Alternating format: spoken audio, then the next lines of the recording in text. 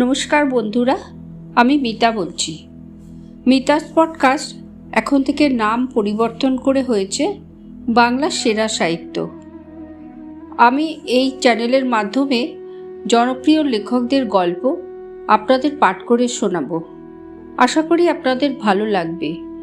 কেমন লাগলো তা আপনারা কমেন্টের মাধ্যমে আমাকে জানাবেন। আজ যে গল্পটি আমি পড়ে শোনাবো, গল্পটি নরেন্দ্রনাথ মিত্রের লেখা। গল্পটির নাম বিকল্প। তিনজনের ছোট্ট সংসারে কোনো অশান্তি ছিল না। সুধা, তার বাবা হরগোবিন্দ আর সুধার ছোট ভাই হাবুল তিনজনে মিলে শহরের সীমান্তে যে একটুখানি সংসার রচনা করেছিল, তাতে অভাব, অনটন, অসুবিধে অনেক কিছুই ছিল, কিন্তু অশান্তির কথা কারো মনে হয়নি। সরু গলির মধ্যে পুরনো দোতলা ভাড়াটে বাড়ি, তার একতলায় একখানি মাত্র ঘর তিনজনের ভাগে জুটেছে। এই ঘরখানির মধ্যেই রান্না, খাওয়া, শোয়া সব। আবার এই ঘরে বসেই হাবুল তার স্কুলের পড়া পড়ে। অসুবিধে খুবই হতো। সুধা মাঝে মাঝে হরগোবিন্দকে বলতো, বাবা, আর একটা ভালো বাড়ি দেখো, এই একখানা ঘরে কি করে চলে? হরগোবিন্দ বলতেন, তা ঠিক, তোদের ভারী কষ্ট হচ্ছে, বাড়িটা বদলাতে হবে। কিন্তু বছর তিনেকের মধ্যে বদলানো আর হয়ে ওঠেনি। অবশ্য ভালো বাড়ির খোঁজ অনেকবারই এসেছে। দুখানা ঘর আর রান্নাঘর, বাথরুম সমেত ফ্ল্যাটের খবর কয়েকবারই নিয়ে এসেছে হাবুল। হরগোবিন্দ চাটুর্যে উৎসাহিত হয়ে উঠেছেন। ছেলে মেয়েকে সঙ্গে নিয়ে বাড়িও দেখে এসেছেন, কিন্তু শেষ পর্যন্ত ভাড়া, সেলামি আর অ্যাডভান্সের অঙ্ক শুনে আর এগোনো হয়নি। পুরনো বাসায় ফিরে এসে ছেলে মেয়েকে বলেছেন, দূর, মিচিমিচি কতকগুলো টাকা নষ্ট করা, তার চেয়ে এই 20 টাকার ঘর আমাদের ঢের ভালো, আর এর চেয়ে বেশি জায়গায় আমাদের হবেই বা কি? সুধা হেসে বলতো, আমি জানতুম বাবা, তুমি এ ঘর ছেড়ে কোথাও নড়বে না। হরগোবিন্দ জবাব দিতেন, নড়ব রে, নড়ব, আগে দায়মুক্ত হই, তারপর অন্যদিকে তাকাবো। এখন কি আমার বাজে খরচ করবার সময় আছে? বাবার কথার মানে যে কি তা ভাই বোন দুজনেই বুঝতে পারত। হাবুল পড়তে পড়তে দিদির দিকে একবার তাকিয়ে মুখ মুচকে হেসে ফের বইয়ে মন দিত। সুধা লজ্জিত হয়ে বলতো, বাবা, আমি বুঝি তোমার একটা দায়, তুমি কেবলই ওই এক কথা বলো? হরগোবিন্দ বলতেন, দায়ই তো, পিতৃদায়, মাতৃদায়, কন্যাদায়, কিন্তু তোকে বিদায় দিয়ে কি করে যে আমি থাকবো তাই ভাবি। সুধা একটুকাল চুপ করে থেকে বলতো, আমাকে বিদায় দেওয়ার কথা তোমাকে অত ভাবতে হবে না। আমি চলে গেলে তোমাদের চলবে কি করে? হাবুল তো এখনো কত ছোট, ও কি তোমার যত্ন আত্তি করতে পারবে?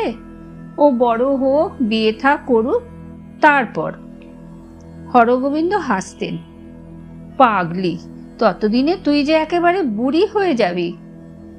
সুধা বলতো, তাহলে তো ভাবনাই চুকে গেল, চিরকালের জন্যে তোমার বুড়িমা হয়ে তোমার কাছে থেকে যাব। আমাকে কাছছাড়া করবার কথা তুমি আর তখন ভাবতেই পারবে না। কিন্তু ওই একটি মাত্র কথা ছাড়া হরগোবিন্দের আর কোনো ভাবনাই যেন নেই। দিনের বেশিরভাগ সময় অফিসের কাজে কাটে, বাকি সময়টুকু সুধার বিয়ের চিন্তা, চেষ্টা আর আলোচনা নিয়েই থাকেন হরগোবিন্দ। পাড়ায় কৃপণ বলে বদনাম আছে তার। কোনো অনুষ্ঠান প্রতিষ্ঠানের জন্য চাঁদা চাইতে গেলে সিকি আদুলির বেশি তার হাত দিয়ে গলে না।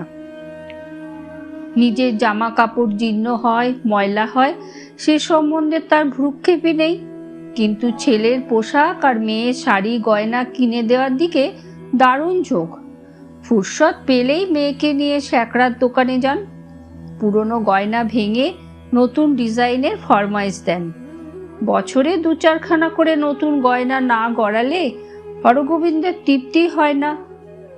সুধা প্রায়ই আপত্তি করে, এত গয়না কেন করছো বাবা? হরগোবিন্দ জবাব দেন, সব তো একসঙ্গে করতে পারবো না, আস্তে আস্তে করে রাখি। তোর মার তো কিছুই পেলি নে। প্রায় বছর 3 যক্ষায় ভুগে সুধার মা নির্মলা মারা গেছেন। সেও বছর 10 হলো। তখন মাইনে বেশি ছিল না হরগোবিন্দের। স্ত্রীর ওষুধপত্রের খরচ জোগাতে তার গায়ের গয়না থেকে শুরু করে নিজের ঘড়ি বোতাম পর্যন্ত গেছে। আরও প্রায় 2700 টাকা দেনা হয়েছিল। কষ্ট করে থেকে বিলাসবাসন ত্যাগ করে সব দেনা দায় শোধ দিয়ে আবার মাথা তুলে দাঁড়াতে পেরেছেন হরগোবিন্দ। তার মতো একজন 150 টাকার কেরানির পক্ষে এ বড় কম কৃতিত্বের কথা নয়। সুধাকে ভালো ঘরে বরে দেবেন, এখন এই তার একমাত্র সাধ। সেই সাধ মেটাবার জন্যে তিনি অসাধ্য সাধন করছেন। অফিসের চাকরির পরে একটি পার্ট টাইম কাজ নিয়েছেন। সংসার খরচের জন্য যা লাগে মেয়ের হাতে তুলে দেন, বাকি টাকাটা ব্যাংকে রাখেন। গয়নাও অল্প স্বল্প মেয়ের গায়ে থাকে, পাছে হারিয়ে যায় কি চুরি যায় সেই আশঙ্কায় বিদেশি ব্যাংকে বেশি ভাড়া দিয়ে বাকিগুলি নিরাপদে রাখেন হরগোবিন্দ। মাঝে মাঝে হাবলু সুধাকে বলে, দিদি, বাবা তোকেই বেশি ভালোবাসেন।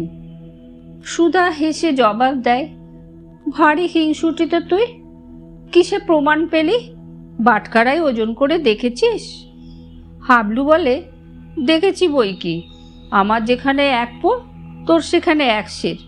তোর বিয়ের জন্যেই তো বাবা কেবল টাকা জমাচ্ছেন। সুধা বলে, ও, তোর বুঝি সেই দুঃখ? তোর বিয়ের জন্যেও আরেকজনের বাবা এর চেয়ে বেশি টাকা জমিয়ে তুলছে, তা জানিস?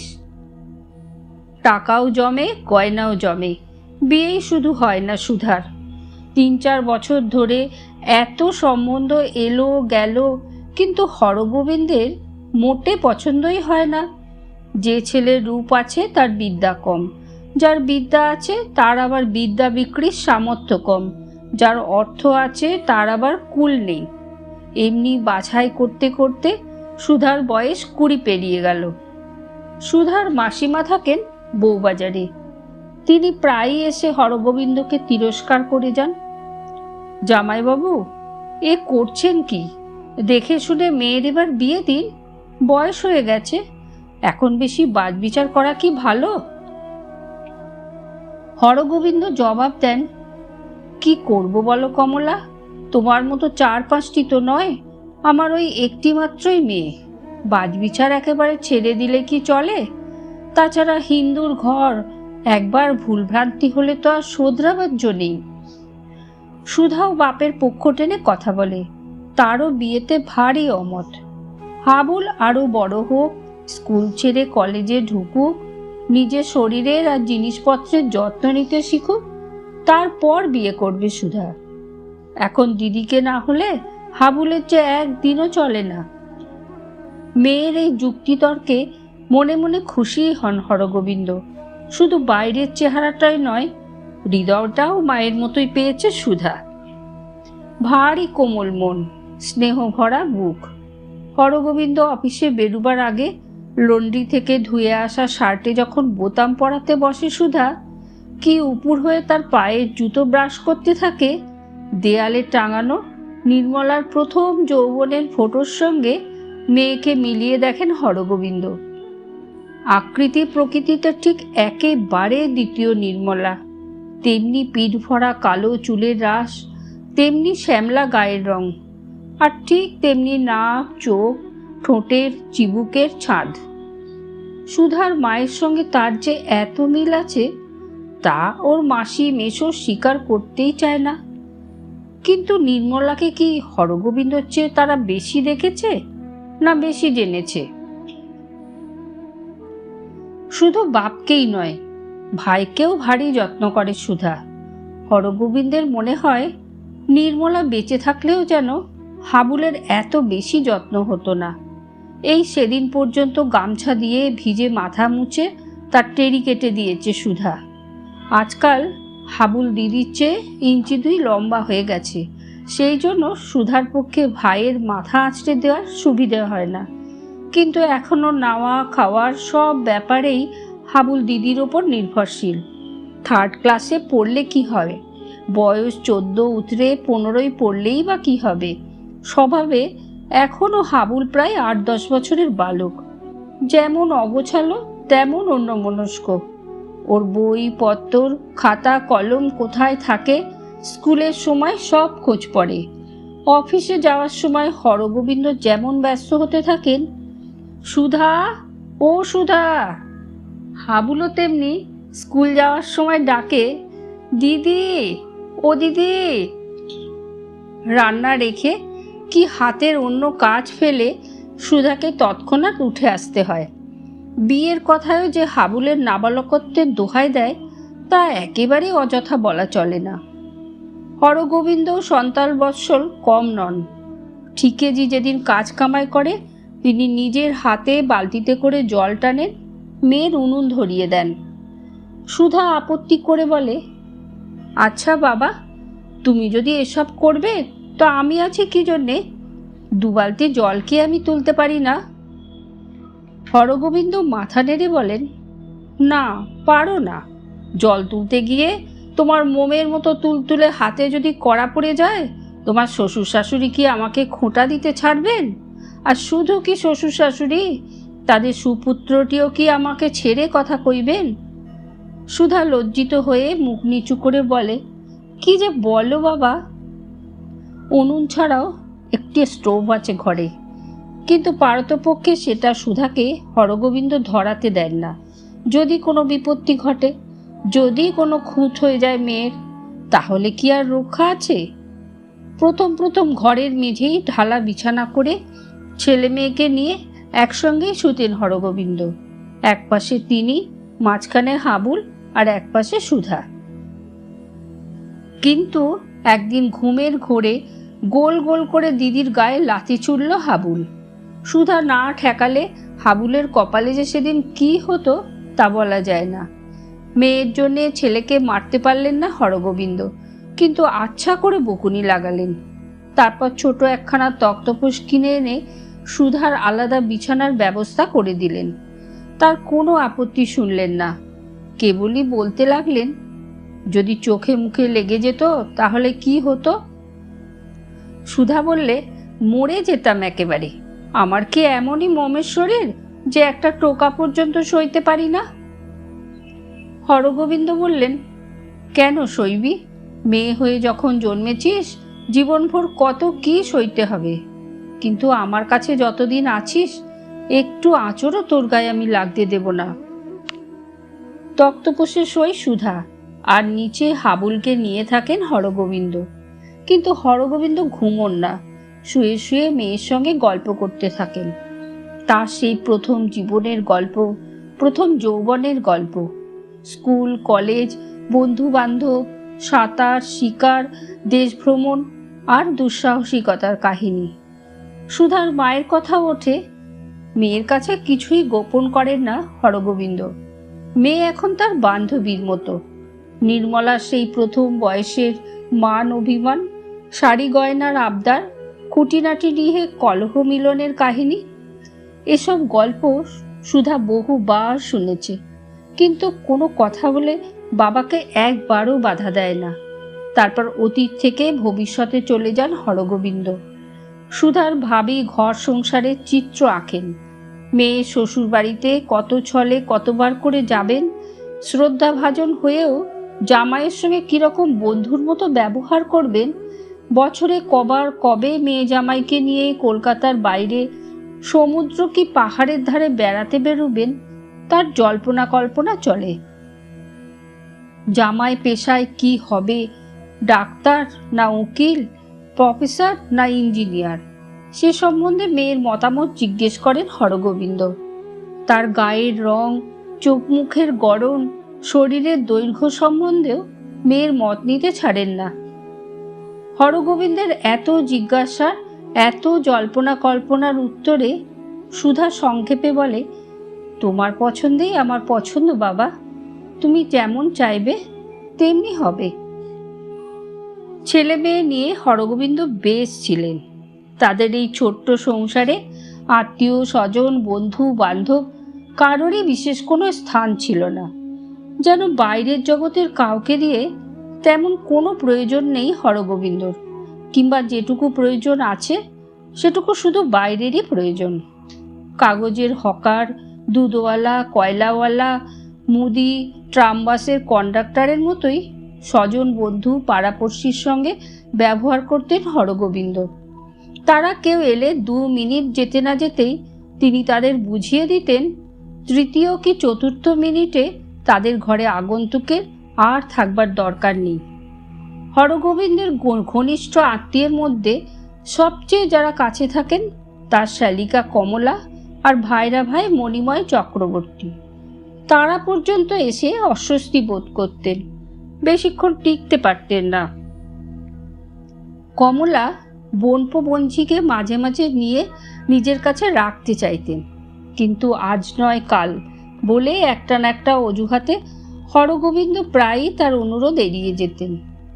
ইদানিং অভিমানে কমলা আর তাদের নেওয়ার কথা মুখে আনতেন না। ছুটি ছাটার দিনে হরগোবিন্দ নিজেই মাঝে মাঝে ছেলে মেয়েকে নিয়ে বেড়াতে বেরোতেন। কোনোদিন আত্মীয় স্বজনদের বাড়ি, কোনোদিন চিড়িয়াখানা, জাদুঘর, কোনোদিন বা গঙ্গার ধার দিয়ে ঘুরে বেড়াতেন।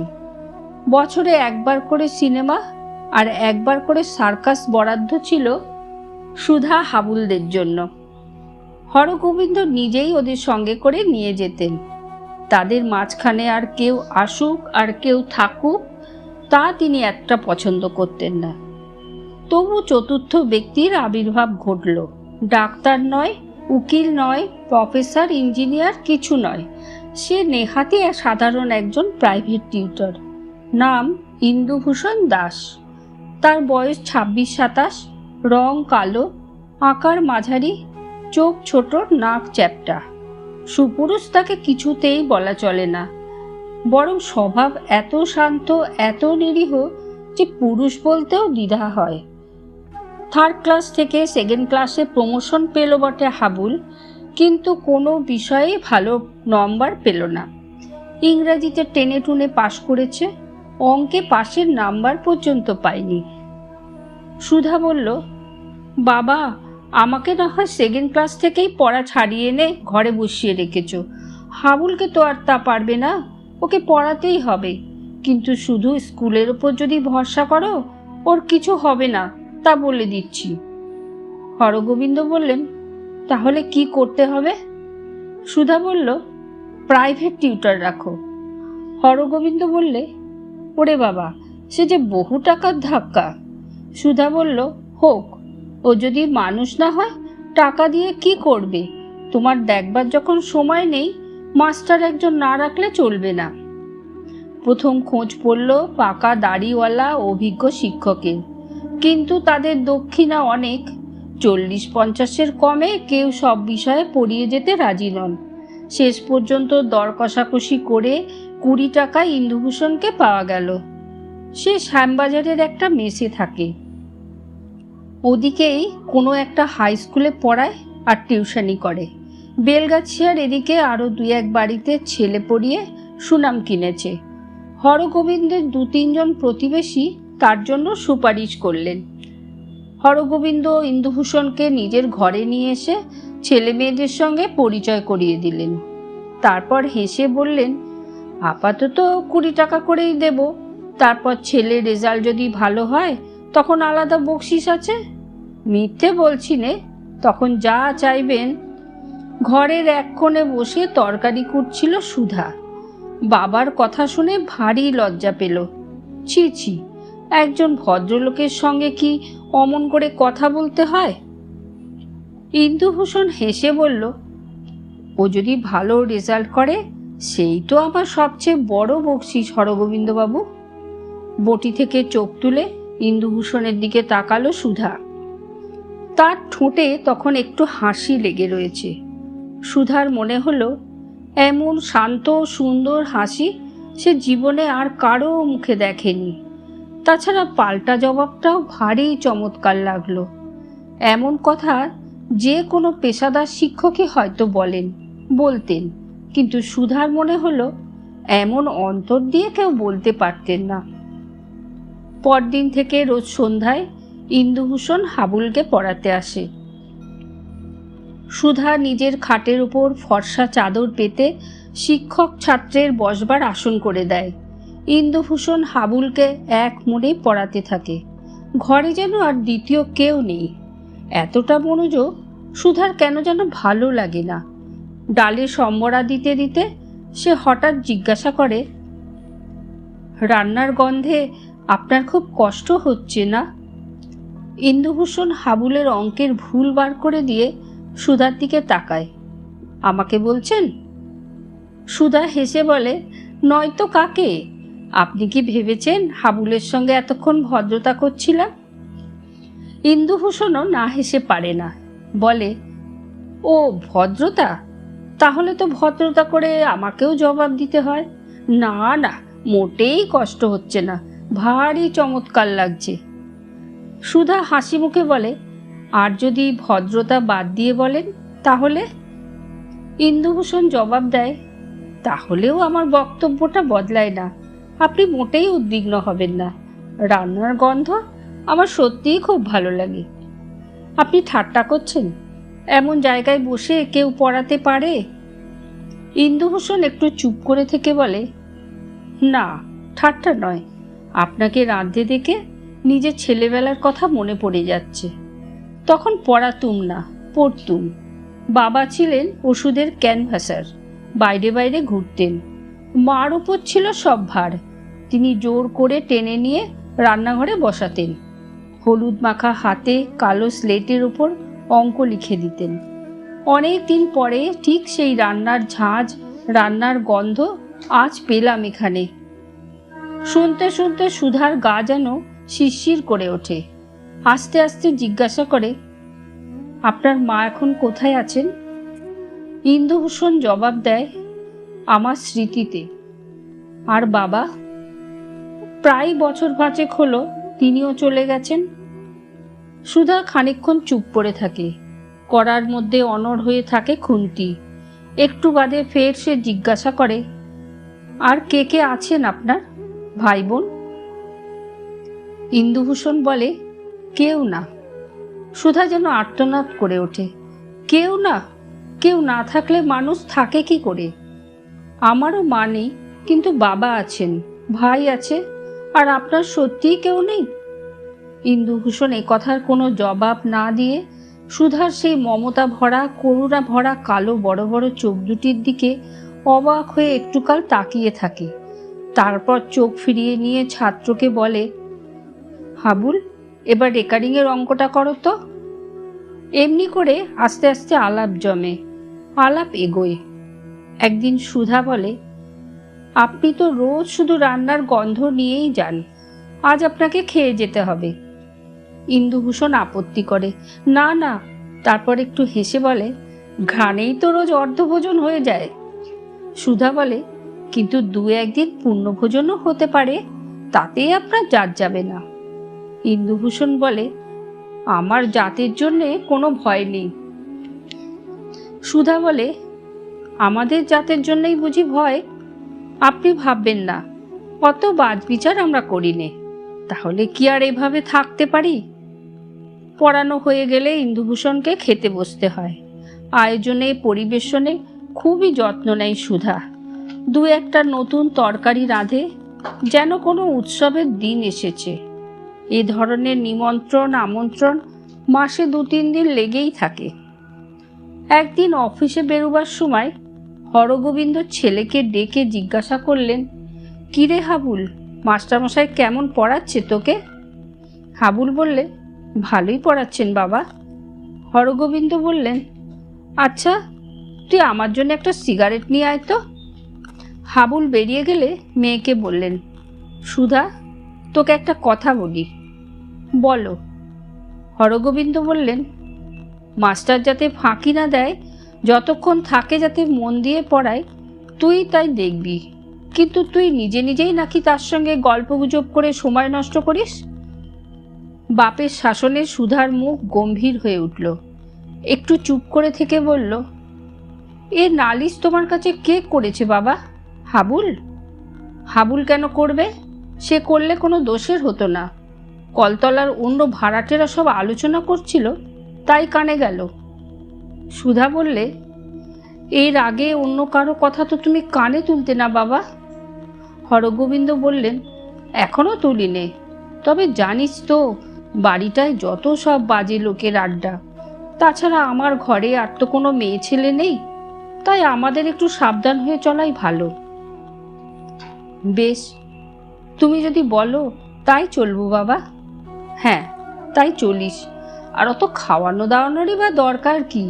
কোনো উপলক্ষ হলে বললি সে এক কথা। সুধা বলল, বেশ।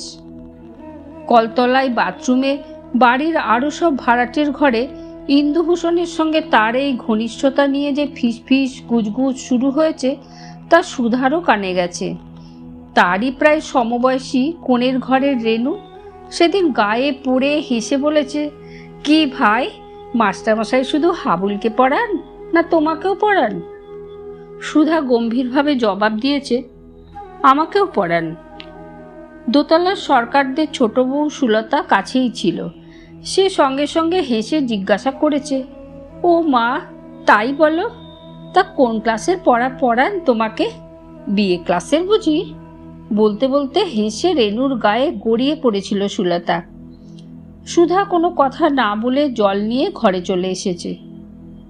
কিন্তু শুধু বৌঝিরাই নয়, এ বাড়ির 5 ঘর ভাড়াটের নানা বয়সী পুরুষরা পর্যন্ত ব্যাপারটা সম্বন্ধে উৎসুক হয়ে উঠেছে। সুধা যাদের কাকাবাবু আর মেসোমশাই বলে, সেই পৌর কম্পাউন্ডার পঞ্চানন সরকার, পোস্ট অফিসের কেরানি হীরালাল গাঙ্গুলি, রেল অফিসের বীরেশ্বর মিত্র, সুধা যাদের নামের সঙ্গে দাদা যোগ করে ডাকে, সেই বাসু, রঞ্জিত, সুরেন সকলেরই কানে গেছে, চোখে পড়েছে বিষয়টা। তাদের ভাবভঙ্গি, হাসি আর তাকাবার ধরন দেখলেই সুধা টের পায় সকলেই যেন কিছু একটা মনে মনে আন্দাজ করেছে। এতদিন হরগোবিন্দকে সবাই বলতো দাম্ভিক, অমিশুক, অসামাজিক। সুধাকেও তাই বলতো, বেশি রকম দিমাকি, অহংকারী। তারপর সকলেই তাদের সম্বন্ধে উদাসীন হয়ে থাকত। সুধা আজও সেই উদাসীনই রয়েছে, কিন্তু অন্য সবাই যেন আগের মতো আর দূরে সরে থাকতে পারছে না। বাবা আর ভাই ছাড়া তৃতীয় আরেকটি পুরুষের সঙ্গে সুধার সামান্য আলাপ হয়েছে বলে এই গোটা বাড়িটা যেন তার ছোট্ট ঘরখানির মধ্যে হুমড়ি খেয়ে পড়তে চাইছে। শুধু যে তারাই সুধার সম্বন্ধে সচেতন হয়ে উঠেছে তাই নয়, সুধাও তাদের সম্বন্ধে অচেতন থাকতে পারছে না। এই বাড়িতে যে এতগুলি লোক থাকে তা কি সুধাই এতদিন টের পেয়েছে? শুধু এ বাড়িটাই বা কেন, তাদের গলির আরও 2-3খানা বাড়ির মেয়ে পুরুষে পর্যন্ত জেনে ফেলেছে কথাটা। ইন্দু মাস্টার সম্বন্ধে তাদের খোঁজ খবর নেওয়ার ধরন দেখেই সুধা তা বুঝতে পেরেছে, যেন প্রাইভেট টিউটর আর কারো বাড়িতে আসে না। তার সঙ্গে বাড়ির আর কোনো মেয়ে কি বউ কথা বলে না, যেন এ পাড়ার একটি ছেলের সঙ্গে একটি মেয়ের এই সর্বপ্রথম আলাপ হয়েছে। কিন্তু অন্য কারো বাঁকা কটাক্ষে খোঁচা দেওয়া কথায় সুধার কিচ্ছু এসে যায় না।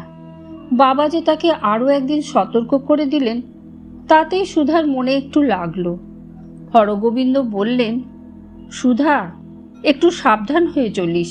তোর ঘরে তো মা নেই, আর কাজকর্ম ফেলে বেশিক্ষণ ঘরে বসে থাকা আমার পক্ষেও সম্ভব নয়। তোর নিজেকেই বুঝে সমঝে চলতে হবে।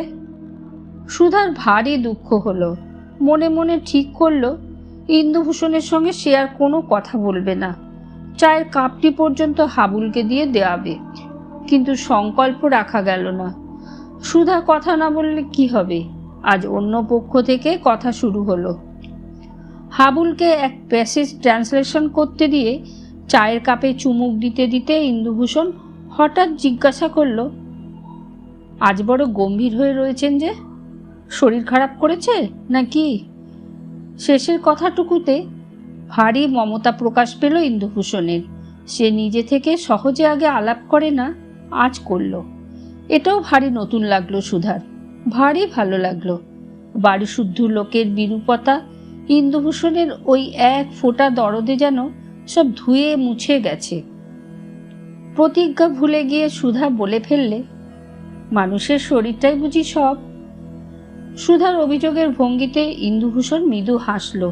ও, আপনি বুঝি মন খারাপ কথা বলছেন? সত্যি, মন খারাপ হওয়াটা শরীর খারাপ হওয়ার চেয়ে ঢের কষ্টের। মন খারাপ হওয়ার কথা শুনতেও এত ভালো লাগে? সুধা হেসে বলল, আপনি কি করে জানলেন? আপনারও মাঝে মাঝে মন খারাপ হয় বুঝি? হয় বই কি। তখন কি করেন? চুপচাপ বসে থাকি, না হয় বই পড়ি। আচ্ছা, আপনি কি কেবলই রান্না বান্না ঘর সংসার নিয়ে থাকেন? বইটই পড়েন না? পড়ি বই কি, হাতের কাছে যা পাই তাই পড়ি। ইন্দুভূষণ হাসল। আপনি বুঝি প্রতিজ্ঞা করেছেন হাতের কাছে যা পাবেন শুধু তাই পড়বেন? সুধা মুখ তুলে একবার তাকালো, তারপর চোখ নামিয়ে মৃদুস্বরে বলল, কেউ যদি খুঁজে পেতে এনে দেয় তাও পড়তে পারি। ইন্দুভূষণ শুধু এইটুকুর অপেক্ষায় ছিল। তারপর থেকে প্রায় রোজ সে বই আনতে লাগলো। সব গল্প উপন্যাস নয়, জীবনচরিত ভ্রমণ কাহিনীও আছে, কিন্তু সুধার গল্প উপন্যাস ছাড়া আর কিছুতে মন ওঠে না। আস্তে আস্তে সুধার কাছে আর এক জগতের দ্বার খুলে যেতে লাগলো। সে জগৎ এই ভাড়াটে বাড়ির লোকজনের মতো অনুদার নয়, প্রতিকূল নয়। সে জগৎ বড় মনোরম আর মধুর। এর আগে কে জানতো পৃথিবীতে এত ভালো ভালো বই আছে? আর সেসব বইয়ের লেখকেরা সুধারই মনের কথা চুরি করে নিয়ে লিখেছে। এর আগে কে জানতো তাদের বাড়ির সামনে ছোট্ট পুকুরটার ধারে যে দুটো নারকেল গাছ রয়েছে তাদের পাতাগুলি সবুজ, বসেদের বাড়ির ছাদে সাদা সাদা চন্দ্রমল্লিকার টবগুলি এত সুন্দর, তারও উপরে অগণিত তারা ভরা আরো সুন্দর আকাশ। কি চোখে পড়েছে এর আগে? মাঝে মাঝে 10-12 বছরের একটি ছেলে এই রাস্তায় ফুল ফিরি করতে আসে। তার নাম সুখন। ওর নামটি যে এত ভালো, এমন ধনীময় অর্থময়, এর আগে তো সুধার খেয়াল হয়নি। তার কাছ থেকে প্রায় 4 আনা 6 আনার ফুল কিনে নেয় সুধা। কোনোদিন সাদা বেল কি রজনীগন্ধা, কোনোদিন বা রক্তগোলাপ, কোনোদিন সে ফুলে ফুলদানি সাজায়, কোনোদিন নিজের খোপায় গোজে। হরগোবিন্দের কিছুই চোখ এড়ায় না। মনে মনে ভাবেন, আজকালকার মেয়েগুলির লজ্জা শরম বড় কম। একদিনে স্পষ্ট করেই বললেন, মিছিমিছি ফুলের পেছনে এত পয়সা নষ্ট করিস কেন সুধা? সুধা জবাব দেয়, কই, ফুল তো বেশি কিনিনি বাবা। হরগোবিন্দ ভিজে গামছা দিয়ে গা রগড়াতে রগড়াতে বলেন, এতেও তোর বেশি কেনা হয় না? তুই কি বাগান শুদ্ধ কিনতে চাস? হ্যাঁ, আর এক কথা, গয়না যদি পরতে ইচ্ছা হয় বল, ভল্ট থেকে সব নিয়ে আসি। ওসব ফুলের সাজটাজ ভালো না, ভদ্রলোকের মেয়েরা ওভাবে সাজে না। ওসব করে। রুড়ো কথাটা পাল্টে নিয়ে হরগোবিন্দ বলেন, ইয়েরা। সুধা হয় নিরুত্তর থাকে, না হয় অন্য কথা পড়ে। মনে মনে খুবই রাগ হয় তার। বাবা যেন আজকাল কি রকম হয়ে যাচ্ছেন। সে খোপায় ফুলের মালা জড়ালো কি জড়ালো না, কেন বাবা দেখতে আসবেন? সংসারের কাজকর্ম কি সেবা যত্নের জন্য যদি কোনো ত্রুটি হয় তবেই তিনি রাগ করবেন। মেয়ের সাজসজ্জার দিকে কেন তার চোখ পড়বে? কিন্তু হরগোবিন্দ পছন্দ না করলে কি হয়? ইন্দুভূষণ যে খুব ফুল ভালোবাসে তা সুধার বুঝতে বাকি নেই। সে প্রশংসা ভরা চোখে সুধার ফুলদানির দিকে তাকায়। ছাত্রকে জ্যামিতির উপপাদ্য বোঝাতে বোঝাতে একবার খোপার গোলাপটির দিকে অপলক চেয়ে থাকে। সুধা সন্ধ্যার আগেই রান্নার পাট চুকিয়ে দিয়ে টুল পেতে বোনার কাজ নিয়ে বসে, বা ইন্দুভূষণের এনে দেওয়া গল্পের বই পড়তে থাকে। হরগোবিন্দ একদিন অফিস থেকে ফিরে এসে সুধাকে অমন ইন্দ্রাণীর মতো বসে থাকতে দেখে গম্ভীর হয়ে যান। মেয়েকে কাজের ফরমাইশ করে ঘরের বাইরে পাঠিয়ে দেন। তারপর ইন্দুভূষণের দিকে চেয়ে বলেন, কি মাস্টার, পড়ানো টড়ানো কেমন চলছে? ইন্দুভূষণ সংক্ষেপে বলে, ভালো।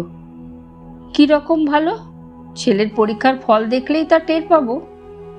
ইন্দুভূষণ হেসে বলে, বেশ তো, দেখবেন। ওর এই নিশ্চিন্তে হাসিতে ভরা মুখটি হরগোবিন্দকে কেমন যেন একটা অপমান বোধ করায়। মনে মনে ভাবেন, এত জোর ও কোত্থেকে পায়? ও কি বোঝে না হরগোবিন্দ সব টের পেয়েছেন? বামুন হয়ে যদি চাঁদে হাত দেওয়ার স্পর্ধা হয়ে থাকে, হরগোবিন্দ যে কোনো মুহূর্তে সেই হাত মুচড়ে ভেঙে ফেলতে পারেন। মিটমিটে শয়তান ছোকরা কি করে সুধার সঙ্গে কথা বলবে, শুধু সেই ছল খোঁজে। সুধা যখন হরগোবিন্দের সঙ্গে কথা বলে ও কান খাড়া করে থাকে। সুধা যখন ওকে কিছু বলে ও যেন হাতে স্বর্গ পায়। যে কোনো সময় হরগোবিন্দ ওকে তাড়িয়ে দিতে পারেন, বলতে পারেন, তোমার পড়ানো ভালো হচ্ছে না মাস্টার, তোমাকে দিয়ে আমার কাজ চলবে না। কিন্তু এইটুকু অপমানে যেন বড় লঘু শাস্তি হয়ে যায়। হরগোবিন্দের ইচ্ছা আরও কঠিন শাস্তি দেন ওকে, শূদ্র হয়ে বামুনের মেয়ের দিকে তাকাবার গুরুদণ্ড। না, কাজ থেকে ওকে ছাড়িয়ে দেবেন না হরগোবিন্দ, কাজে বহাল রেখেই ওকে অপমান করবেন। ওর চোখের সামনে সুধার বিয়ে দিয়ে দেবেন। বিয়ের দিন নিমন্ত্রণ করে এনে চাকরের মতো ফাই ফরমাইশ খাটাবেন। সুধা শ্বশুরবাড়ি চলে গেলে ওর আরও 5 টাকা মাইনে বাড়িয়ে দিয়ে টিউটারের চাকরিতে বহাল রাখবেন। তারপর ছোকরা খালি ঘরে কিভাবে ছটফট করেন দেখবেন চেয়ে চেয়ে। তার আগে মশা মেরে হাত নষ্ট করে লাভ নেই। নির্যাতনের সহজ পথ হরগোবিন্দের মনঃপূত নয়। অফিসে যারা তার বিরুদ্ধে ক্লিক করে তাদেরও তিনি এমনি বহুদিন ধরে ঘুরিয়ে ঘুরিয়ে জব্দ করেন। তাতে শত্রুকে শাস্তি দেওয়ার সুখানুভূতি দীর্ঘস্থায়ী হয়। যে লজেন্স চুষে খাওয়ার জন্যে তা তিনি চিবিয়ে খেতে চান না। বরাহনগরে মুখুজ্জেদের সঙ্গে যে সম্বন্ধটা চলছিল তা তিনি পাকা করে ফেললেন। ছেলেটি এজি বেঙ্গলে চাকরি করে, নিজস্ব বাড়ি আছে শহরে। তার বাবা মেয়ে দেখে পছন্দ করে গেছেন। ছেলে নিজেও এসে দেখবে কিনা জিজ্ঞাসা করায় বলেছেন, ওসব বেয়ারাপনা আমাদের ফ্যামিলিতে নেই মশাই। ছেলে আগে দেখবে কি দেখবে সেই শুভদৃষ্টির সময়। সুধার ঠিকুজি নিয়ে মুখুজ্জে মশাই কুলপুরোহিত দিয়ে পরীক্ষা করিয়ে জেনেছেন একেবারে রাজ্যটক। এমন মিল আর কোনো কোণের ঠিকুজিতে পাননি। সুধার মতো এমন সুলক্ষণা আর কোনো মেয়ের মধ্যে মেলেনি। ঠিকুজি আর মেয়ের মুখশ্রী দেখে এগিয়েছেন মুখুজ্জে মশাই, নইলে হরগোবিন্দের সামাজিক অবস্থা বিচার করলে এতদূর অগ্রসর হওয়ার কারণ ছিল না। রাত্রে খাওয়া দাওয়া সেরে ঘরের মেঝেই যখন বাবা আর হাবুলের জন্যে বিছানা পাতবার উদ্যোগ করছিল সুধা, হরগোবিন্দ তক্তপোষে পা ঝুলিয়ে সিগারেট টানতে টানতে বললেন, বরানগরের সম্বন্ধটাই ঠিক করলাম সুধা। বেশি বড় লোকের পেছনে ছোটাছুটি করে লাভ নেই। নিজের শক্তি সামর্থ্যে যা কুলোয় তাই করা ভালো। দেখে শুনে মনে হলো ওরা আমাদের মতোই গেরস্ত, ঠাকুর দেবতা ধর্মকর্ম মানে আমাদের সঙ্গে বেশ মিলবে। পাকা দেখার দিন ঠিক করার আগে তোর মাসিকে একবার খবর দিতে হবে। শত হলেও এসব কাজ মেয়ে ছেলে না হলে। হাবুলের জন্য একটি আর হরগোবিন্দের জন্য জোড়া বালিশ পেতে দিয়ে সদ্য সাবান কাছা পরিষ্কার ঢাকনি সেই বালিশের ওপর বিছিয়ে দিল সুধা। ছোট ভাইয়ের দিকে চেয়ে বললে, বসে বসে ঝিমোচ্ছিস কেন হাবুল, এবার শুয়ে পড়। তারপর ফের বিছানার চারদিকে চাদর শুকতে দিতে লাগলো। হরগোবিন্দ বললেন, আমার কথার জবাব দিচ্ছিস না যে? সুধা বললে, জবাব দেওয়ার আর কি আছে, ওসব বিয়ে টিয়ের মধ্যে তোমার গিয়ে কাজ নেই। গিয়ে কাজ নেই মানে? কেন, সম্বন্ধ কি তোর পছন্দ হচ্ছে না? ছেলেটির ফটো তো আমি তোকে দেখিয়েছি, বেশ সুন্দর স্বাস্থ্যবান চেহারা। আমার অফিসের বন্ধুরাও এ সম্বন্ধের বেশ তারিফ করলো। সুধা বললে, সেজন্যে নয় বাবা, আমি কোনোদিন বিয়ে করব না, আমি তোমার কাছেই থাকব। হরগোবিন্দ সস্নেহে বললেন, তাই কি হয় রে পাগলি, তুই চলে যাবি ভেবে আমারও কি কষ্ট হয় না? খুবই হয়, কিন্তু হলে কি করব, এই তো সংসারের নিয়ম। মেয়েকে পরের ঘরে পাঠাতেই হবে, সেই পরই তার আপন। সেই ঘরে গিয়ে তুই যদি স্বামী সন্তান নিয়ে সুখে থাকতে পারিস সুধা, আমার তাতেই সুখ, তাতেই শান্তি। সুধা বাবার মশারি টাঙিয়ে দিতে দিতে বললে, তুমি এবার শুতে যাও বাবা। হরগোবিন্দ বললেন, যাচ্ছি রে যাচ্ছি, আমার কথার জবাব দে, তাহলে বরানগরের। সুধা বললে, না বাবা, আমি ও ধরনের সুখ শান্তি চাইনি। সিগারেটের টুকরোটা জানলা দিয়ে ফেলে দেওয়ার জন্য হরগোবিন্দ তক্তপোষ ছেড়ে উঠে এসেছিলেন। সেই অবসরে আলো নিভিয়ে নিজের মশারিটা ফেলে দিয়ে সুধা নিজেই শুয়ে পড়ল, যেন সব আলোচনার এতেই ছেদ পড়ে যাবে। মেয়ের এই অভব্যতা দেখে মনে মনে ভারী চটলেন হরগোবিন্দ। এত স্পর্ধা ওর হলো কোত্থেকে? অবশ্য বিয়ের নামে সুধা এর আগেও আপত্তি করত, কিন্তু সে আপত্তির সুর ছিল অন্য ধরনের। এখনকার মতো একগুঁয়ে স্বভাব তখন তো ছিল না সুধার, এমন উদ্ধত ভঙ্গিও তখন দেখা যায়নি। হরগোবিন্দ শুতে গেলেন না। মেয়ের মশারির কাছে দাঁড়িয়ে গলা যথাসাধ্য নরম করে বললেন, তুই না চাইলেই তো আমি না চেয়ে পারি নে। বাপ হয়ে নিজের স্বার্থের জন্য তোকে চিরকাল আইবুড়ো করে রাখবো, তোর জীবনটাকে নিষ্ফল করে দেব, এ কথা যে আমি ভাবতেও পারি নে সুধা। তোর কিসে অমত তাই বল। বরানগরের ওই সম্বন্ধ যদি তোর পছন্দ না হয়, ভবানীপুরের সেই ওভারসিয়ার ছেলেটিরই তাহলে ফের খোঁজ করি। সুধা মশারির ভেতর থেকে বললে, না বাবা, তোমার আর কোনো খোঁজ খবর করতে হবে না। হরগোবিন্দ ধৈর্য হারিয়ে হঠাৎ বলে ফেললেন, তার মানে তুমি নিজেই বুঝি খোঁজ খবর করে রেখেছ? গুণবতী মেয়ে কিনা? বেশ, কাকে পছন্দ করেছো তুমিই বলো। সুধা চুপ করে রইল। হরগোবিন্দ বললেন, বলে ফেলো, আজই একটা হেস্তনেস্ত হয়ে যাক। বলি, তার নামধাম তো আমাকে জানাবি নাকি? সুধা বললে, তুমি শুয়ে পড়ো বাবা, চেঁচামেচিতে হাবুলের ঘুম ভেঙে যাবে। হরগোবিন্দ বললেন, ভাঙে ভাঙুক, আমি সব জানতে চাই। তুই সব আমাকে খুলে না বললে আমি কিছুতেই আজ ঘুমোতে পারবো না। সুধা মৃদুস্বরে বললে, তোমার সেসব কথা জেনে দরকার নেই বাবা। হরগোবিন্দ বললেন, জেনেও দরকার নেই? আমাকে না জানিয়ে শুনিয়েই বুঝি তুই বিয়ে করবি? সুধা বললে, না বাবা, তা কোনো দিনই করব না। আমি কোনো দিনই জীবনে বিয়ে করব না, তুমি নিশ্চিন্ত থাকতে পারো। হরগোবিন্দ চটে উঠে বললেন, বিয়ে করবি কেন? দিনরাত সেই মাস্টারের সঙ্গে ফষ্টি নষ্টি করবি, নিন্দেই পাড়া ভরে গেল। কাকে পছন্দ করেছিস তাই শুনি? সুধা তেমনি মৃদু কিন্তু স্পষ্ট স্বরে বললে, তোমার শুনে লাভ নেই বাবা, তার সঙ্গে তুমি কোনো দিন আমার বিয়ে দেবে না, আর তোমার অমতে আমিও তাকে বিয়ে করব না। যেমনি আছি তেমনিই থাকব। দাঁতের দাঁত ঘষলেন হরগোবিন্দ, বললেন, থাকা না থাকা বুঝি তোমার ইচ্ছে? ওই হতভাগা মাস্টার ছোকরাকে তুমি সব সমর্পণ করে বসেছ, এতক্ষণে বুঝতে পারলাম। সুধা শান্তভাবে বললে, বুঝতে তুমি অনেক আগেই পেরেছো বাবা। রাত দুপুরে আর চেঁচামেচি করো না, বাড়ি শুদ্ধ লোক সব শুনতে পাচ্ছে। তুমি যাও, শুয়ে ঘুমো গিয়ে। হরগোবিন্দ বললেন, হ্যাঁ ঘুমোবো, ঘুমোবার তুমি কত ব্যবস্থা করে রেখেছ। সুধা কোনো কথা না বলে পাশ ফিরল, যেন গভীর ঘুম পেয়েছে তার। হরগোবিন্দ ফিরে এসে নিজের বিছানায় ঢুকলেন। হাবুল ঘুমের ঘোরে পাশবালিশ ভেবে বাপকে জড়িয়ে ধরল। বছর 14-15 হলো বয়স। ঘৃণা, বিরক্তি আর বিদ্বেষে তিনি ঠেলে দূরে সরিয়ে দিলেন ছেলেকে। সব শত্রু, সব শত্রু। অল্প বয়সে সুধাও তো এমনি করে তাকে জড়িয়ে ধরত।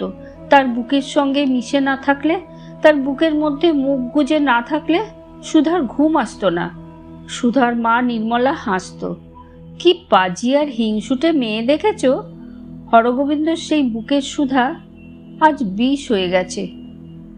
একটা মশা কি করে যেন ঢুকেছে মশারির মধ্যে, গুনগুন করে অনেকক্ষণ ধরে বিরক্ত করছে কানের কাছে। হরগোবিন্দ সোজা হয়ে উঠে বসলেন। তারপর সেই অন্ধকারেই দু হাতের তালুতে প্রচণ্ড শব্দ করে স্তব্ধ করে দিলেন সেই গুনগুনানি। মনে মনে হাসলেন হরগোবিন্দ। তার লক্ষ্য অব্যর্থ। ভোর ভোর সময় ডেকে তুললেন ছেলেকে। এই ওঠ ওঠ, কত আর ঘুমাবি? হাবুল বললে, আর একটু পরে উঠবো বাবা। না, ওঠ, সকালে ওঠা ভালো।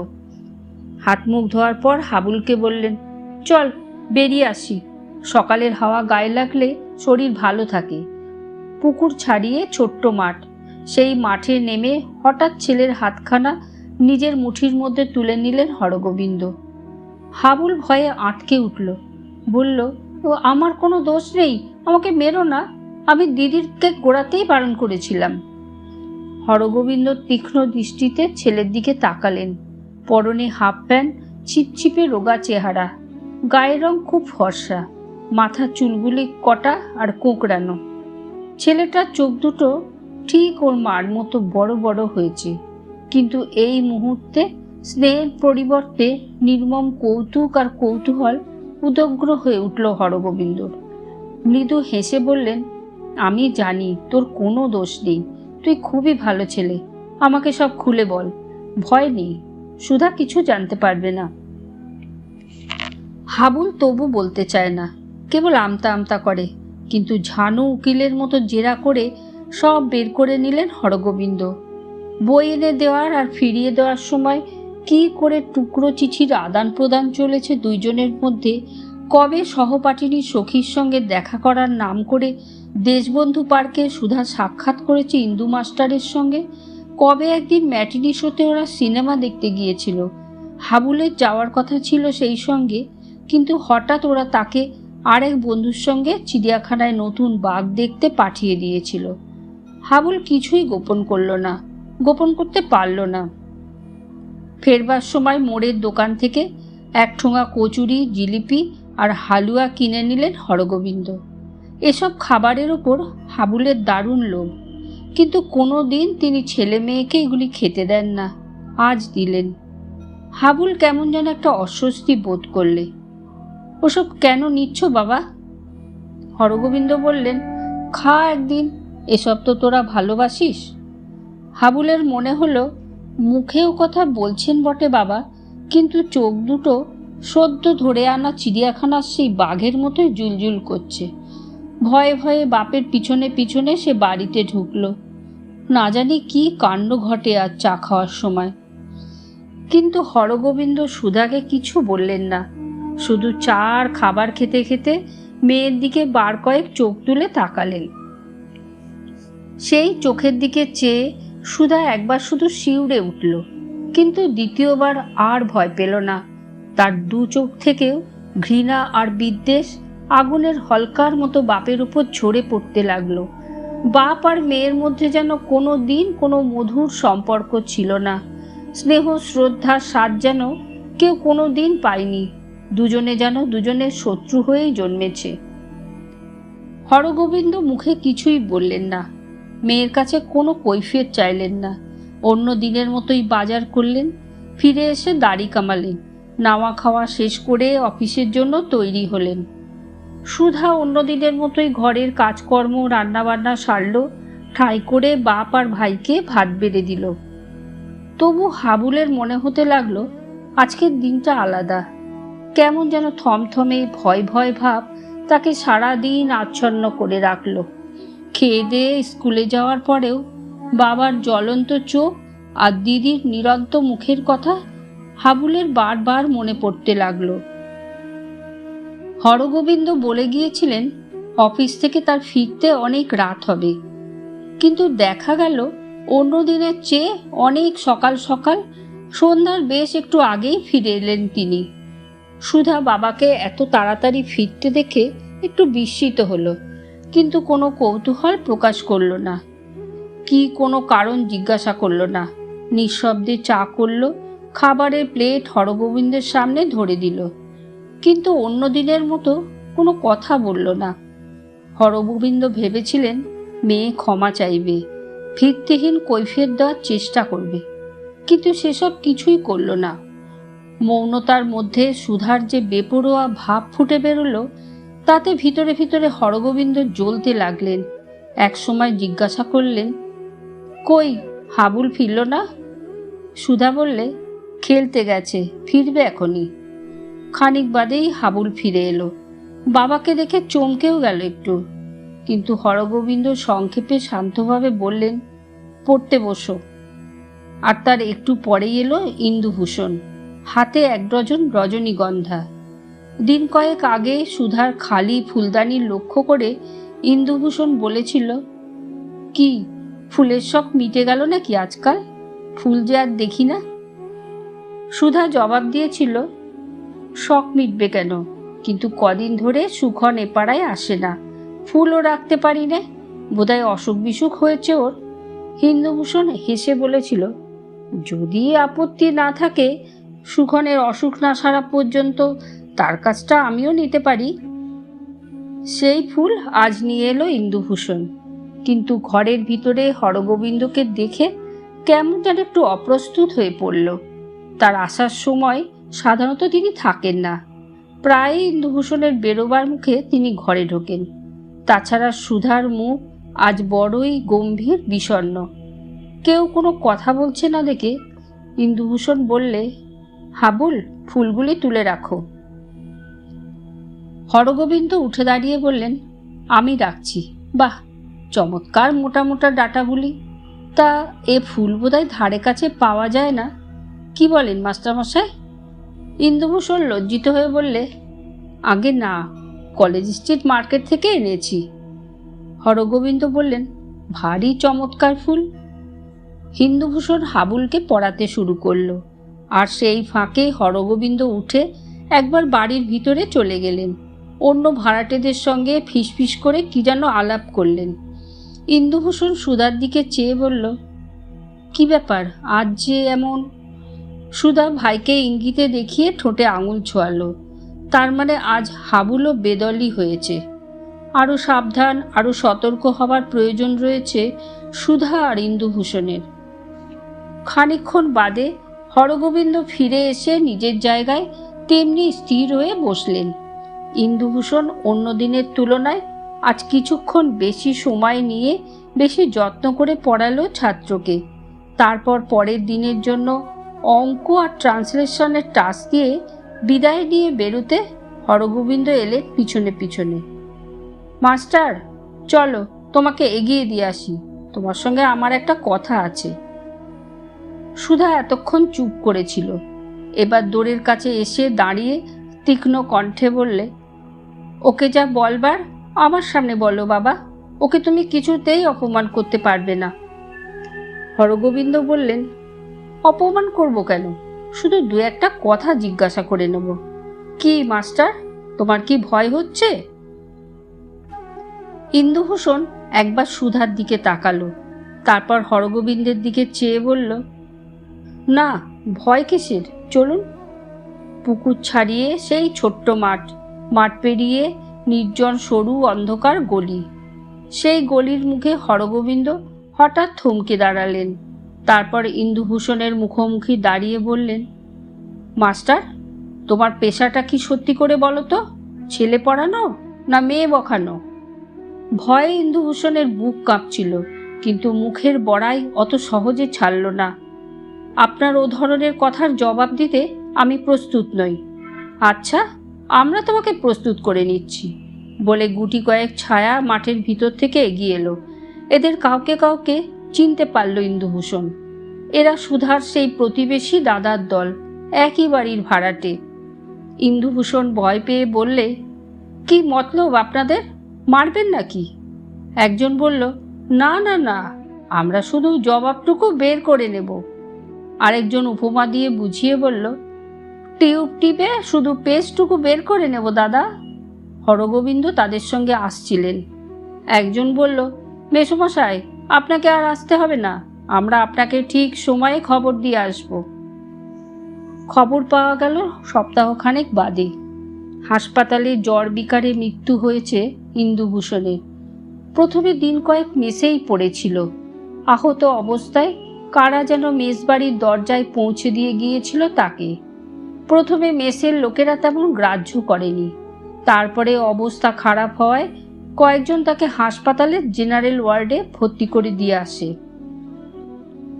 সুধা 7 দিন ধরেই ছটফট করছিল, কিন্তু হরগোবিন্দ কড়া পাহারা বসিয়েছিলেন দোরগোড়ায়। কেউ তাকে ঘর থেকে বেরোতে দেয়নি। খবরটা সকলেই চাপতে চেষ্টা করেছিল, তবু চাপা রইল না। বাড়ির ছেলেদের ফিসফিসানির ভিতর দিয়ে সে খবর সুধার কাছে ভেসে এলো। সুধা কাঁদল না, চেঁচামেচি করল না, শুধু দিন দুই বিছানায় উপুর হয়ে পড়ে রইল। শুকনো কালো একরাশ চুল পিঠের ওপর ছড়ানো, তার ফাঁকে সুন্দর তনু দেহ থেকে কেঁপে কেঁপে উঠতে লাগলো। হরগোবিন্দ পাশে এসে দাঁড়িয়ে রাখলেন, সুধা। সুধা কোনো জবাব দিল না। হরগোবিন্দ মেয়ের পিঠে আস্তে আস্তে হাতখানা রাখলেন। সুধা কোনো সাড়া দিল না। হরগোবিন্দ বললেন, সুধা, তুই আমাকে বিশ্বাস কর, এতটা যে হবে আমি ভাবতেই পারিনি। আমরা ওকে শাস্তি দিতে চেয়েছিলাম, সরিয়ে দিতে চাইনি। সুধা কোনো মন্তব্য করল না। তৃতীয় দিনে সুধা ফের উঠে দাঁড়ালো, আবার সংসারের কাজে হাত দিল, ভাইয়ের স্কুল আর আপিসের রান্না রাঁধতে বসলো। ওপর থেকে সবই ঠিক আগের মতোই চলতে লাগলো, কিন্তু ভিতর থেকে কোনো কিছুই আর আগের মতো রইল না। একটি মেয়ে রাঁধে, বাড়ে, ঘর গুছোয়, বিছানা পাতে, সবই করে। হরগোবিন্দ চেয়ে চেয়ে দেখেন, এ যেন তার চির আদরের সুধা নয়, তারই একখানা অবিকল পাথরের প্রতিমূর্তি। সেই মূর্তির চোখ আছে, তাতে পলক নেই।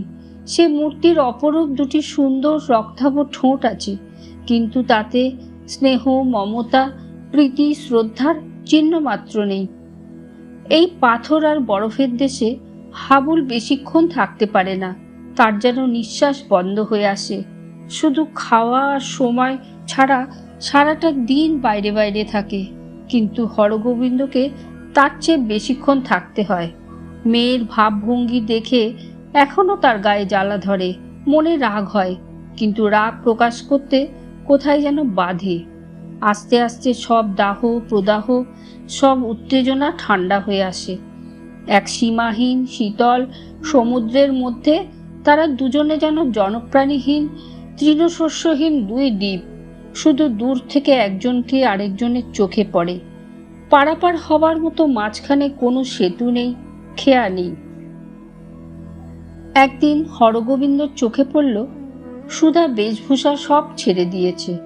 কালো পাড়ের শাড়ি পরে, হাতে দুগাছি চুড়ি ছাড়া আর কোথাও কোনো গয়না নেই। সোনার গয়নাও নয়, ফুলের গয়নাও নয়।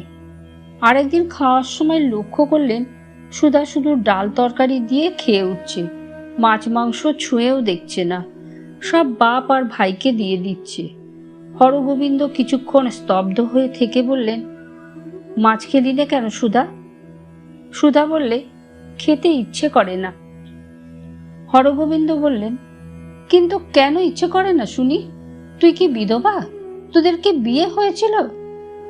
সুধা বলল, মন্ত্র পড়া বিয়েটাই কি সব? হরগোবিন্দ বললেন, ছি ছি ছি, বাপের সামনে একথা বলতে তোর লজ্জা হলো না? সুধা নির্বিকার ভাবে বলল, তুমি শুনতে চাইলে তাই বললাম। জিজ্ঞেস করতে তোমারও তো লজ্জা হয়নি বাবা? হরগোবিন্দ কিছুক্ষণ চুপ করে থেকে বললেন, তোর সব কথা মিথ্যে সুধা, কেবল জেদ করে এসব কথা বলছিস, এমনি করে আমার ওপর শোধ নিতে চাচ্ছিস। কিন্তু তুই আমাকে দিন রাত পুড়িয়ে মারছিস কেন? তোর যদি সন্দেহ হয়ে থাকে, তুই হচ্ছে থানা পুলিশ কর, আইন আদালত কর, সে অনেক ভালো। একটু যেন হাসি ফুটল সুধার মুখে। সুধা বলল, সেসব যারা করতে পারত, তেমন আত্মীয় স্বজন তার কেউ নেই, থাকার মধ্যে আছি আমি। কিন্তু আমি যে তোমার মেয়ে, তুমি খুন করে এলে, তোমার সেই হাত আমি আঁচল দিয়ে মুছিয়ে দেব, সে হাতে শিকল পরাবো কেন? আমি যে তোমার মেয়ে। হরগোবিন্দ আর্তনাদ করে উঠলেন, তুই আমার কেউ নোস, কেউ নোস, তুই আমার শত্রু, চির জন্মের শত্রু। কিছুক্ষণ চুপচাপ থাকবার পর হরগোবিন্দই ফের এগিয়ে আসতে চেষ্টা করেন। মৃত সম্পর্ককে আবার যেন উজ্জীবিত করে তুলতে চান। নিজের থেকে কথা আরম্ভ করেন হরগোবিন্দ।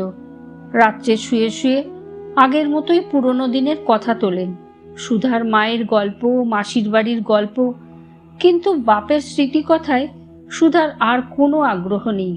হরগোবিন্দ কথা বলে যান, তক্তপোষ থেকে সুধার কোনো সাড়া মেলে না। হরগোবিন্দ বলেন, ও সুধা, ঘুমালি নাকি? সুধা অতি সংক্ষেপে জবাব দেয়, মাছ ধরার গল্প, নৌকাডুবির গল্প, বিদেশ বিভুঁয়ের নানা রকম দুঃসাহসিক রোমাঞ্চকর কাহিনী শুরু করেন হরগোবিন্দ। যেসব কাহিনী সুধা উৎকর্ণ হয়ে রুদ্ধশ্বাসে শুনত, আর সেসব গল্পে তার কৌতূহল নেই। হাসির গল্পে সুধা আর হাসে না, ভূতের গল্পে ভয় পায় না, ঘর সংসারের আলোচনায় কোনো উৎসাহ আগ্রহ প্রকাশ করে না। কিছুতেই সেই আগের মতো আলাপ জমাতে পারেন না হরগোবিন্দ।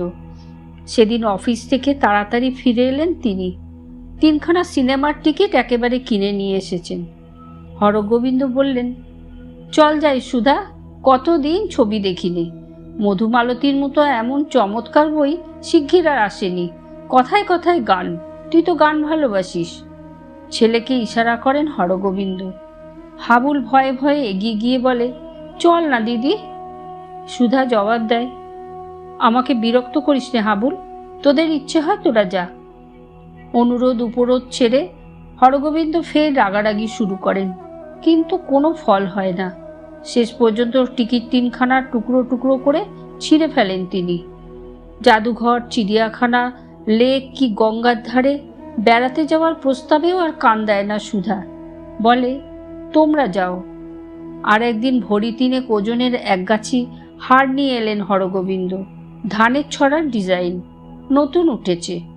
বললেন, পরে দেখ সুধা, তোকে ভারী চমৎকার মানাবে। সুধা বাপের দিকে একটুকাল তাকিয়ে থেকে আস্তে আস্তে বললে, কেন মিছিমিছি টাকাগুলি নষ্ট করলে বাবা? আমি তো ওসব ছেড়ে দিয়েছি ওসব। দাঁত কিরমির করতে থাকেন হরগোবিন্দ, কিন্তু কোনো ফল হয় না। বাপের ওপর যে প্রত্যাশা করে না সুধা, তেমনি শাসনকেও ভয় করে না আর। নিষ্ফল আক্রোশে হরগোবিন্দ মাঝে মাঝে আগুনের মতো জ্বলে ওঠেন, আবার গভীর নৈরাশ্যে বরফের মতো ঠান্ডা হয়ে যান। একদিন বউবাজার থেকে সুধার মাসি কমলা এলো খোঁজ নিতে। সুধাকে নিয়ে যাবার জন্যে অনেক সাদাসাদি করল, কিন্তু সে কিছুতেই যাবে না। বিরক্ত হয়ে হাল ছেড়ে দিয়ে কমলা হরগোবিন্দকে তিরস্কার করে বলল, জামাইবাবু, আপনিই বা কি ধারার মানুষ? এমন হাত পা কোলে করে বসে আছেন কেন? জোর করে বিয়ে দিন মেয়েটার, যেমন করে হোক, যার সঙ্গে হোক, বিয়ে দিন। হরগোবিন্দ বললেন, সেই বরানগরের মুখুজ্জেরা তো পিছিয়ে গেল। কমলা বলল, যাবে না? ভাঙচি দেওয়ার লোকের অভাব আছে এখানে? ভালো চান তো এই বাড়ি ছাড়ুন, পাড়া ছাড়ুন। কলকাতা শহরে কি আর জায়গা নেই? কমলা শুধু রূপবতীই নয়, বুদ্ধিমতীও। ভেবেচিন্তে তার পরামর্শ নেওয়ায় ঠিক করলেন হরগোবিন্দ। উত্তর ছেড়ে চলে গেলেন দক্ষিণে। কালীঘাটের সদানন্দ রোডে 75 টাকা দিয়ে ফ্ল্যাট ভাড়া করলেন। 2খানা শোবার ঘর, রান্নাঘর, বাথরুম সব আলাদা। মেয়ে জামাই এসে মাঝে মাঝে যদি বাস করে কোনো অসুবিধা হবে না। বাড়ি বদলানোর ব্যাপারে সুধা কোনো আপত্তি করল না, কিন্তু বিয়ের কথায় ফের বেঁকে বসল। সুধা বলল, তুমি আমাকে তাড়িয়ে দিতে পারো, সরিয়ে দিতে পারো, কিন্তু জোর করে বিয়ে তুমি আমার কিছুতেই দিতে পারবে না, তাহলে চরম কেলেঙ্কারি হবে। মেয়ের মূর্তি দেখে ভয় পেয়ে গেলেন হরগোবিন্দ। ওকে বিশ্বাস নেই, ও এখন সব করতে পারে। আবার কিছুদিন চুপ করে রইলেন হরগোবিন্দ, চুপ করে রইল সুধা। দুজনের মাঝখানে শব্দহীন দুঃসহ শৈত্যপ্রবাহ বয়ে যেতে লাগলো। সুধাকে এখন আর বাপ ভাইয়ের সঙ্গে এক ঘরে থাকতে হয় না, সে আলাদা ঘর পেয়েছে।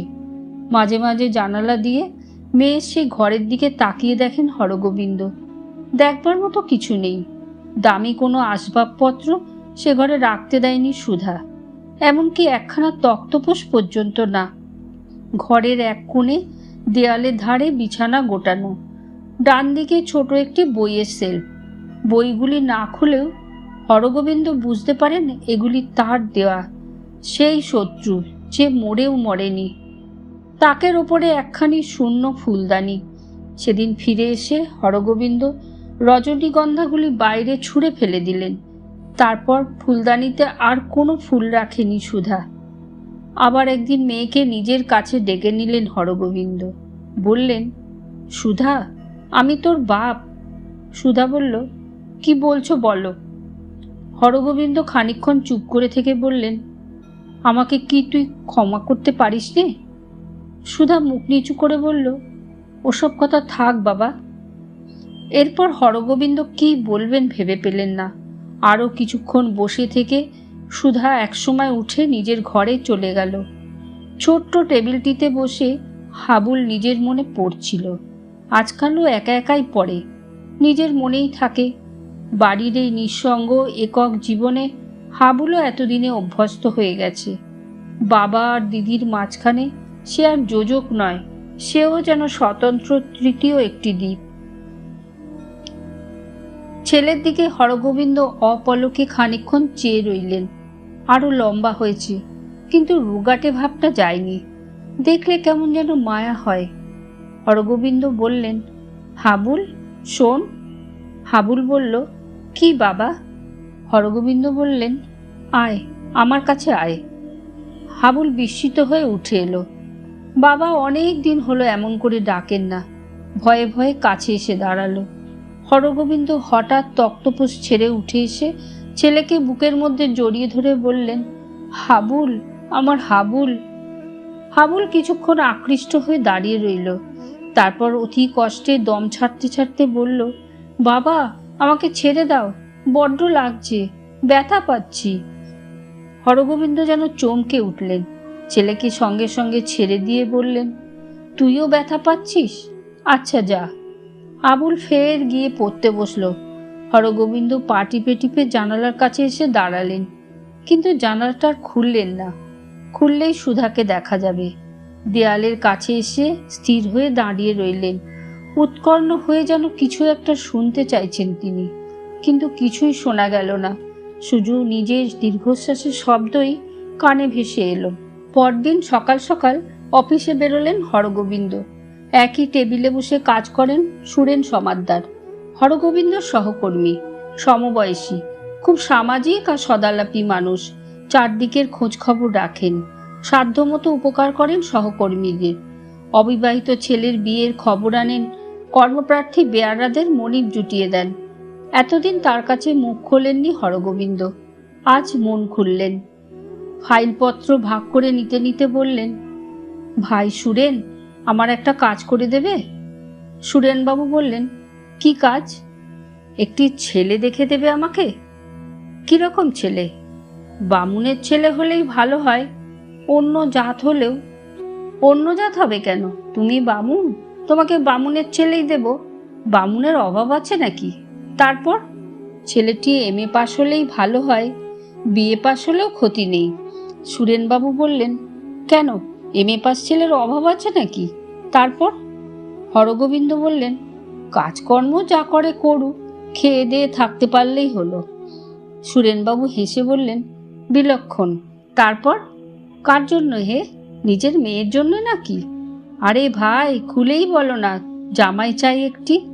আছে আমার হাতে। জামাই করতে চাও তো বলো। হরগোবিন্দ বললেন, না ভাই, জামাই নয়, জামাই নয়। সুরেনবাবু বললেন, তবে? হরগোবিন্দ বন্ধুর চোখ থেকে চোখ সরিয়ে নিয়ে বললেন, একজন প্রাইভেট টিউটর। ছেলের জন্য একজন প্রাইভেট টিউটর। ধন্যবাদ। গল্পটি যদি আপনাদের ভালো লেগে থাকে তাহলে লাইক করুন, কমেন্ট করুন, শেয়ার করুন, সাবস্ক্রাইব করুন, আর ডান দিকের বেল আইকনটি প্রেস করুন।